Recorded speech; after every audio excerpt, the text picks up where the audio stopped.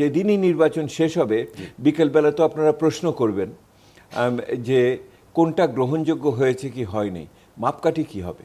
সুষ্ঠু বলতে কি বুঝেন, মানে এবং সাম্প্রতিককালে যে সমস্ত নির্বাচন পর্যবেক্ষকরা এসছেন দেশি বিদেশি, তাদের কাছে এই প্রশ্নটা আমি দিয়েছি এবং ওনারা যখন আমাদের কাছে বুঝতে চেয়েছেন তারপর উল্টো প্রশ্ন করেছে আপনি কি বোঝেন। তো আমি আজকে ওই প্রশ্ন নিয়ে এসেছি আপনার কাছে।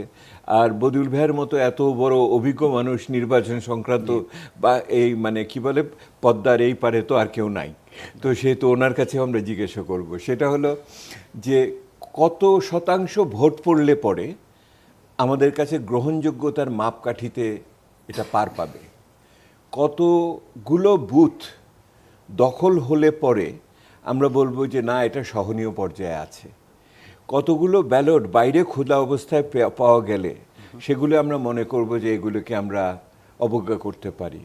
পোস্টাল ব্যালটের কোন ধরনের বিদেশ থেকে দেশে রেমিটেন্সের টাকা আসে নিরাপদে, তাই আজই আপনার আপনজনকে বলে রাখুন রেমিটেন্সের টাকা যেন শুধু নগদেই পাঠায়।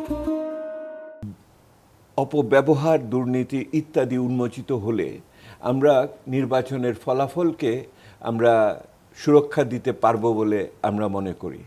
কত জায়গায় প্রার্থীরা দুপুর 12টার মধ্যে নিজেদের যদি আপনার নির্বাচন থেকে নিয়ে বাদ দিয়ে দেয় নিজেকে, তখন আমরা কতখানি হবে। এখন এই মুহূর্তে আমার কাছে আজকে সন্ধ্যায় প্রশ্ন হলো সুষ্ঠু নির্বাচনের মাপকাঠিগুলো কি, এইটার কি ব্যাপারে আমাদের কোনো ধারণা আছে কি?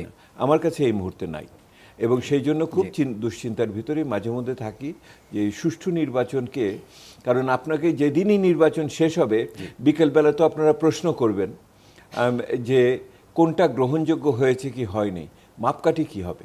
জি।